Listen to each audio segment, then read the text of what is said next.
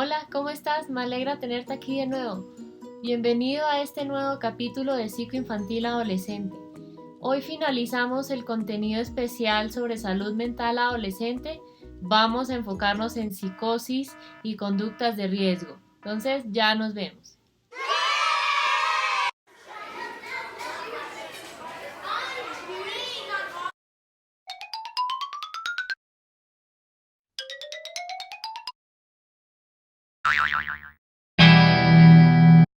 Recordemos brevemente lo que hablamos en el capítulo anterior: trastornos del comportamiento y trastornos alimentarios. Los trastornos del comportamiento más comunes en los adolescentes son dos. Primero, trastornos por déficit de atención con hiperactividad, más conocido como TDAH. Segundo, el trastorno de la conducta antisocial. Lo que es importante tener en cuenta es que la preocupación constante por la imagen corporal, cuando es mal manejada, puede tornarse o convertirse en un trastorno de la conducta alimentaria. La psicosis surge especialmente a finales de la adolescencia y a inicios de la adultez. Los síntomas son dos. Primero, alucinaciones. Ver o oír cosas que no existen o no están acorde a la realidad. Lo de esto puede ser oír voces y no tienes a ninguna persona a tu lado. Por otro lado tenemos los delirios, que básicamente son una falsa creencia o idea que se asume como verdadera aun cuando no hay evidencias que lo comprueben. Esto puede ser que el adolescente percibe que alguien quiere hacerle daño, pero no hay pruebas o evidencias que corroboren esta hipótesis que tiene el adolescente. Faltar entonces que la psicosis afecta la capacidad del adolescente en dos sentidos. Primero, desenvolverse en su vida en general, y segundo, en la parte escolar o educativa. La psicosis que es bueno tener en cuenta es que puede afectar a nivel social, pudiendo ser víctimas de ciertas discriminaciones, ciertas estigmatizaciones o ciertas violaciones de sus derechos humanos. Por ejemplo, que sea víctima de discriminación, entre otros.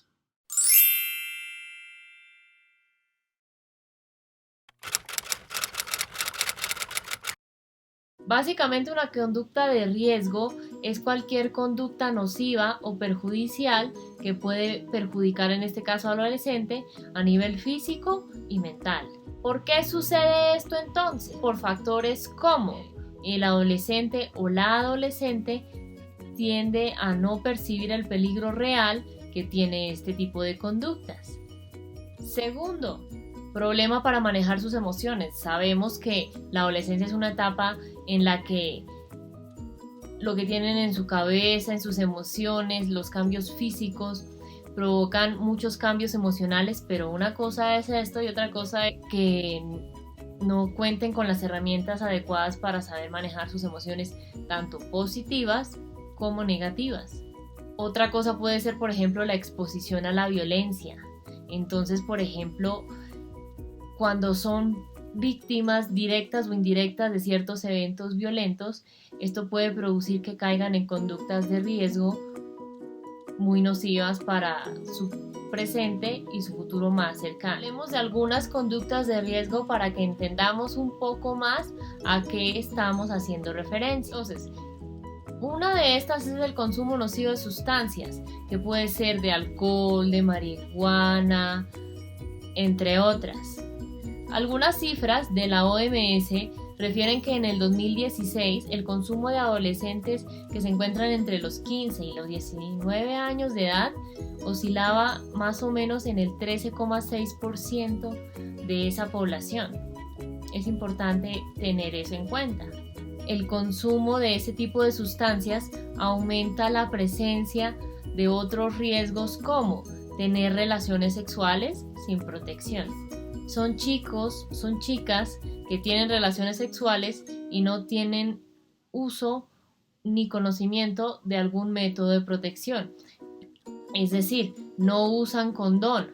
Tristemente, a veces tienden a tener la creencia equivocada de que el método anticonceptivo más ideal o más sencillo de ejecutar es pastillas como por ejemplo el post-day. ¿En qué consiste esa pastilla?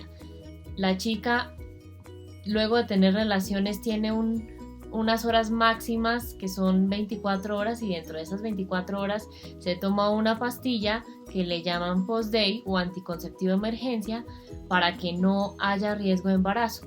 Pero ¿qué es importante? Este anticonceptivo, como se menciona, es de emergencia. No debe ser de uso frecuente porque puede causar en la chica ciertos desajustes hormonales graves y severos, además de ciertos otros problemas asociados. Entonces, ¿qué sucede en la conducta sexual irresponsable? Hay aumento también del riesgo de contraer ITS y ETS. ¿Qué son ITS? Infecciones de transmisión sexual. ¿Qué son ETS? Enfermedades de transmisión sexual. Normalmente, si se tiene una conducta sexual irresponsable, no se hace la elección de una pareja de una forma consecuente ni coherente. Es decir, son chicos o son chicas que, como tienen cambios hormonales, simplemente tienden a tener relaciones sexuales con la primera persona, así sea un desconocido o desconocida, la vieron por primera vez, no conocen nada sobre la vida sexual de esa persona, sobre su historial médico o sus antecedentes médicos, y simplemente, como las hormonas están alborotadas, tienden a tener relaciones sexuales, sin ir más allá. Entonces, si deseas saber más sobre las enfermedades de transmisión sexual o sobre las infecciones de transmisión sexual, te sugiero que consultes al médico de cabecera o que atiende a tu hijo o hija adolescente para que te cuente un poco más de este tema. Normalmente en los centros de salud, hospitales o consultorios siempre tienen un programa de promoción y prevención donde atienden ciertos profesionales específicos a la población adolescente. Entonces te invito para que averigües cuál es el programa de salud sexual y reproductiva que tienen en la ciudad o país en el que tú te encuentres. Los adolescentes son una de las principales causas de muerte adolescente, básicamente por dos razones. La primera, porque se hacen abortos de una forma irresponsable, sin seguir ningún protocolo médico y en entidades que no son confiables y no tienen la preparación médica para hacerlo. Segundo, porque son partos difíciles. Entonces, cuando una adolescente es diagnosticada con un embarazo de edad temprana, tiende a especificarse que es un embarazo de alto riesgo. ¿Por qué? Porque el cuerpo de esa joven no está preparado al 100% para tener en su interior un nuevo ser en desarrollo. Entonces, otra de las conductas de riesgo que es importante tener en cuenta es cometer un delito asociado a la violencia. Esto puede producir como consecuencia bajo rendimiento escolar, lesiones y problemas asociados al rendimiento escolar. Esta violencia interpersonal es considerada una de las principales causas de muerte adolescente. En cuestiones de salud mental adolescente, lo fundamental es promover desde el hogar un ambiente saludable en todos los sentidos y promover que haya confianza para que el adolescente tenga la capacidad de refugiarse o de consultar con los adultos responsables con los cuales vive cuando tenga alguna inquietud, en lugar de adoptar alguna de estas conductas de riesgo que mencionamos anteriormente. Y es que si tú llegas a estar confundido sobre algunos temas que llega a preguntarte tu hijo o hija adolescente, o no sabes cómo resolver sus inquietudes, para no decir la información que puede ser errónea y nociva, es importante que te asesores de uno o varios profesionales que estén capacitados en trabajo con adolescentes. Estos pueden ser médicos, especialistas, psicólogos, entre otros. Como hemos mencionado en capítulos anteriores, vamos a hacer entonces la pregunta del mes.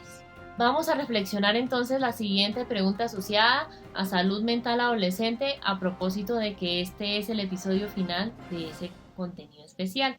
¿Tu hogar ¿Es un ambiente positivo para el desarrollo integral de tu hijo o hija adolescente? ¿Sí o no?